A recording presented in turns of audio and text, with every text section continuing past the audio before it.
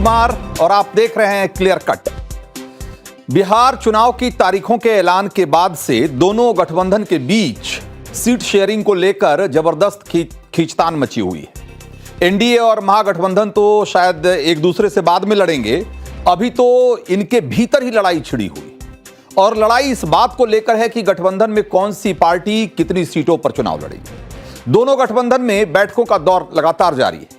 पटना में महागठबंधन के नेता इसी कसरत में मीटिंग कर रहे हैं, तो दिल्ली में चिराग पासवान के घर पर बैठक हुई। किस पार्टी के पाले में कितनी सीटें जाती दिख रही है, उसको लेकर लेटेस्ट अपडेट क्या है वो मैं आपको बताऊंगा। लेकिन सबसे पहले इस दिलचस्प खींचतान में जो महागठबंधन में हो रहा है, जरा उस पर एक नजर डालिए। तो दरअसल वोटर अधिकार यात्रा के दौरान राहुल गांधी के साथ तेजस्वी यादव बिहार के कई इलाकों में घूमे, जीप पर घूमे, मोटरसाइकिल पर घूमे, पैदल भी गए, लेकिन एक बार भी राहुल गांधी ने कहीं भी महागठबंधन के चेहरे के तौर पर तेजस्वी का नाम नहीं लिया, उनको पेश नहीं किया। और उस बात को लेकर आरजेडी खेमे में कैसी कसक है, ये सीटों को लेकर जो खींचतान चल रही है उससे साफ साफ समझ में आ रही। बिहार सीट शेयरिंग पर महागठबंधन के भीतर आरजेडी जो फॉर्मूला बना रही है, उसके हिसाब से आरजेडी खुद कम से कम 125 से 30 सीटों पर लड़ना चाहती है और कांग्रेस को 50-55 से ज्यादा सीटें देने को बिल्कुल तैयार नहीं। जबकि कहा यह जा रहा है कि कांग्रेस इस बार 78 सीटों पर दावेदारी ठोक रही है और इस फॉर्मूले के हिसाब से लेफ्ट पार्टियों के हिस्से में करीब 35 सीटें आएंगी, वीआईपी के पाले में 20 सीटें और पशुपति पारस की जो आरएलजेपी है उसको 3 सीटें मिल सकती है। झारखंड के जो से लगा हुआ जो बिहार का इलाका है, वहां पर जेएमएम को भी 2 सीटें दी जा सकती है। इस तरीके से एक समीकरण तैयार होता दिख रहा है, लेकिन महागठबंधन के भीतर हर फॉर्मूला यहां आकर फेल हो जा रहा है कि कांग्रेस तेजस्वी को महागठबंधन का सीएम चेहरा क्यों नहीं बना रही और पिछली बार की नाकामी के बाद भी 70 से ज्यादा सीटों पर लड़ने के लिए क्यों अड़ी। तो 2020 विधानसभा अगर आप उसके चुनाव के नतीजे देखेंगे तो आरजेडी 144 सीटों पर चुनाव लड़ी थी और 75 सीटें जीतकर सबसे बड़ी पार्टी बन गई।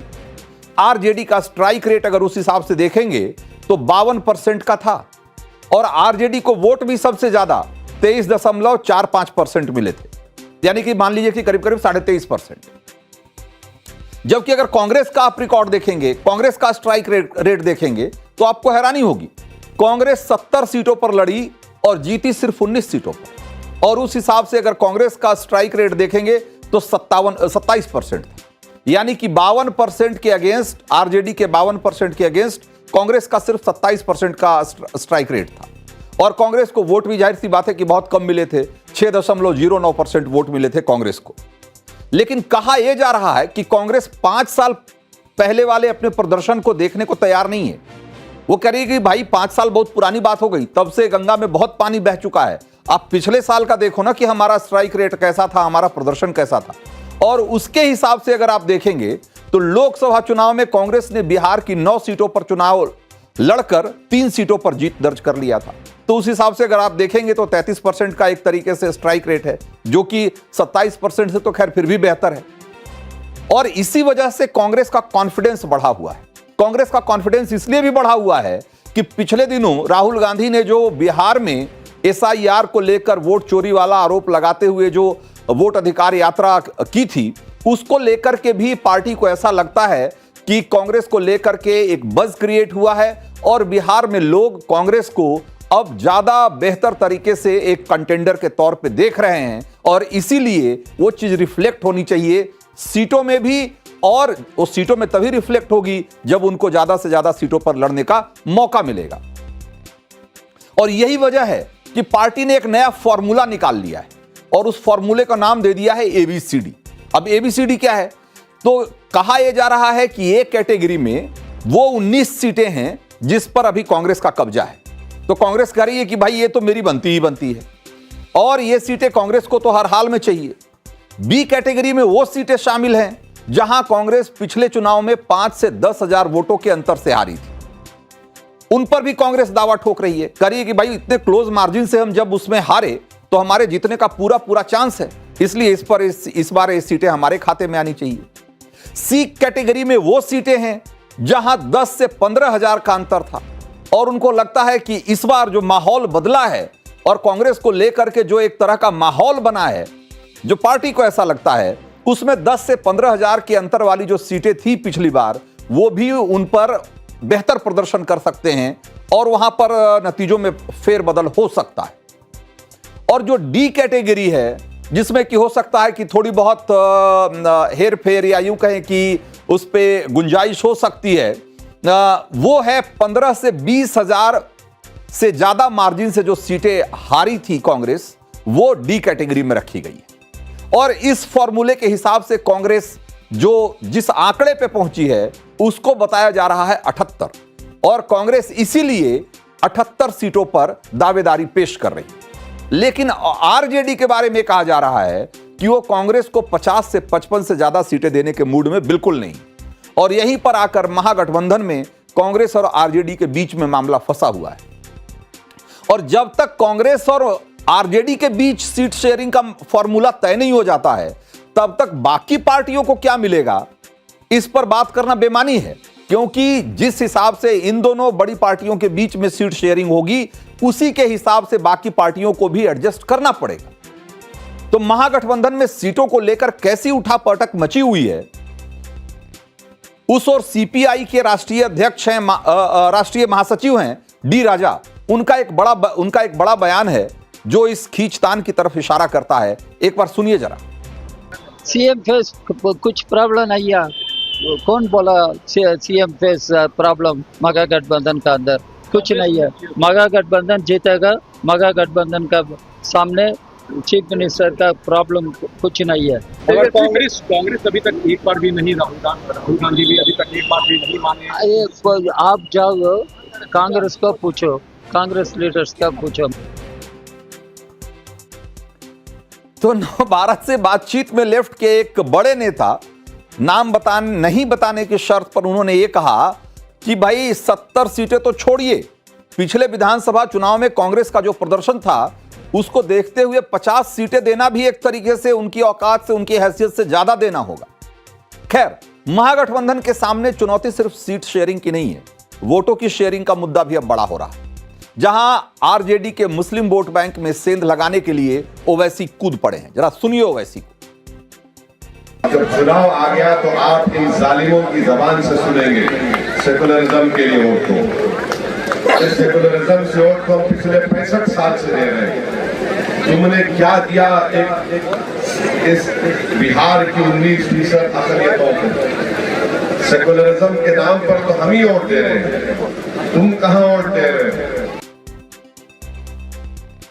तो जरा आरजेडी और कांग्रेस जैसी पार्टियों के लिए ओवैसी ने जिस शब्द का इस्तेमाल किया उस पर आप अगर गौर करें, उन्होंने कहा कि ये जालिमों को, उन्होंने जालिम शब्द इस्तेमाल किया। उन्होंने कहा कि भाई ये जालिम कह रहे हैं कि धर्मनिरपेक्षता के आधार पर वोट दो, सेकुलरिज्म के लिए वोट दो, तो उसके लिए तो 65 साल से हम वोट दे रहे हैं भाई, फिर हमारा क्या हुआ?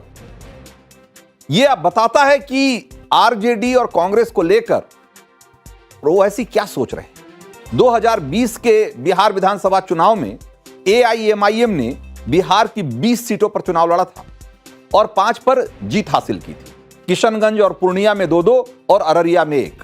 लेकिन जून 2022 में इनके 5 में से 4 विधायक आरजेडी में शामिल हो गए और उसके बावजूद ओवैसी इस बार महागठबंधन के साथ मिलकर चुनाव लड़ने का मन बना चुके थे, या बल्कि यूं कहिए कि अभी भी उन्होंने बनाया हुआ है।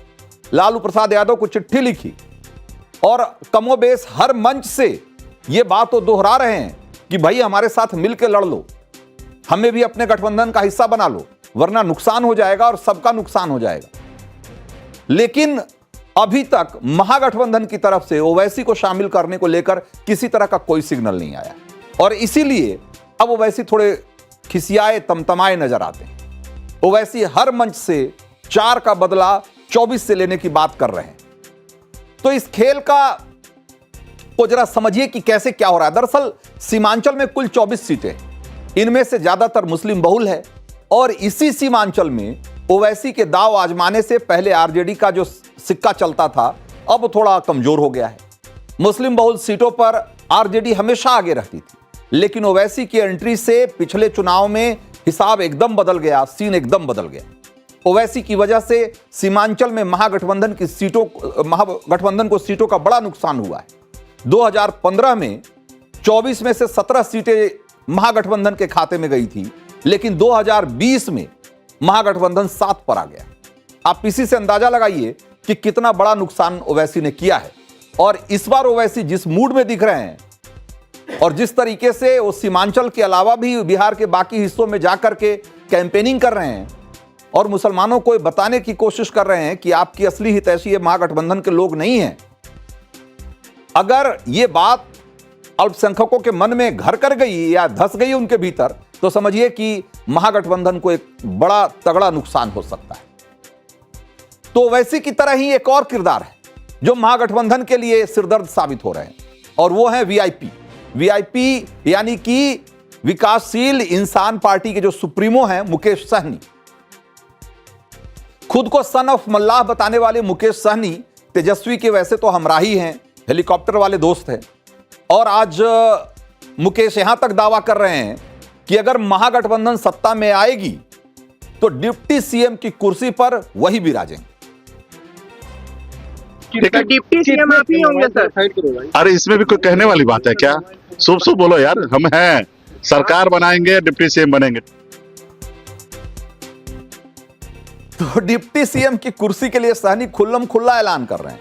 महागठबंधन के सीएम फेस को लेकर महागठबंधन में क्लैरिटी हो ना हो, डिप्टी सीएम को लेकर मुकेश सहनी एकदम क्लियर है। अब यह समझिए कि मुकेश सहनी को एक कॉन्फिडेंस, डिप्टी सीएम वाला कॉन्फिडेंस आखिर आ कहां से रहा है।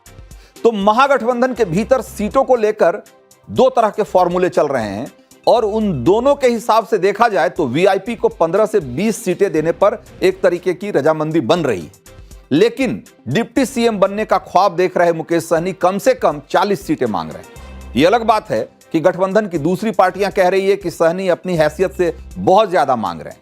टाइम्स नाउ भारत से बातचीत में एक सीनियर लेफ्ट नेता ने तो यहां तक कहा कि 4 सीटें जीत नहीं सकते और उनके लिए 18-20 सीटों की बात हो रही है। तो खैर, मुकेश सहनी को वोट बैंक का जो बड़ा वोट बैंक है वो है निषाद जो समुदाय है, जिसमें कि बहुत सारी जातियां और उपजातियां हैं, मल्लाह हैं, बिंद हैं और कुछ और दूसरी मछुआरा जातियां हैं।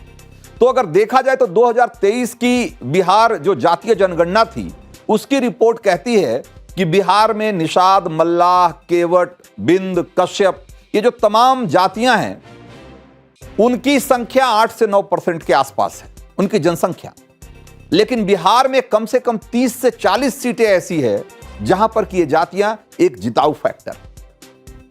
तो ये मल्लाह ऐसा नहीं है कि पूरे बिहार की सारी सीटों पर पाई जाने वाली जाति है, लेकिन जिन 30-40 सीटों पर इनका कंसंट्रेशन है वहां पर एक बड़ा फैक्टर है।